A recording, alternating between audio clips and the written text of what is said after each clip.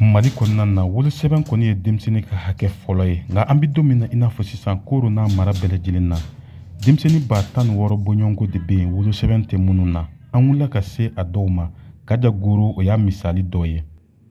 Ne tɔgɔ Lala Goro ne bɛ madarasa la ne bɛ fɔ a ma wolosɛbɛn dilannen ma.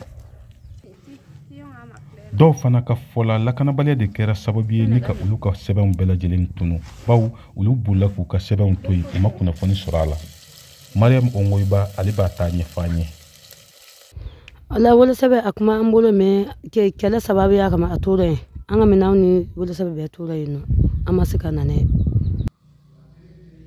O bɛɛ n'a ta baɲumankɛ tɔn dɔw kɔni bɛ ka fɛɛrɛ bɛɛ lajɛlen latigɛ walasa denmisɛnnin ninnu ka se ka sɛbɛn sɔrɔ cogo min na.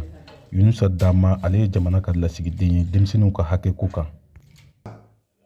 Koro 2022 kɔnɔna na an ye denmisɛnnin 1000 ani denmisɛnnin 2 minnu si b'a ta wolodon kana bila san 5 la. An bɛ u ka wolosɛbɛn dilan ka d'u.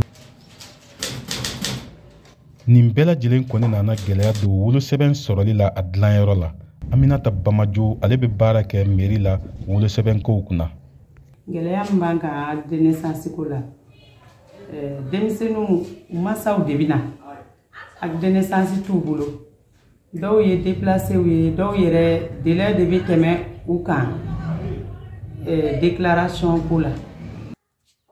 Dɔw kɔni tun tɛ wolosɛbɛn nafa dɔn nka u kɔni kɛlen ka nafa dɔn u ye fɛɛrɛ bɛɛ lajɛlen tigɛ ka wolosɛbɛn sɔrɔ u denw ye. Sinatu Nakana ale ye o dɔ ye. Ne ye wolosɛbɛn sɔrɔ n den na polisi dɔw de nana an dɛmɛ ka wolosɛbɛn di ne kɔni den 2 ne ka den 2 u ye ko dɔ di. Bi u bɛ kalan na u tɛ kalan na. U bɛ kalan na.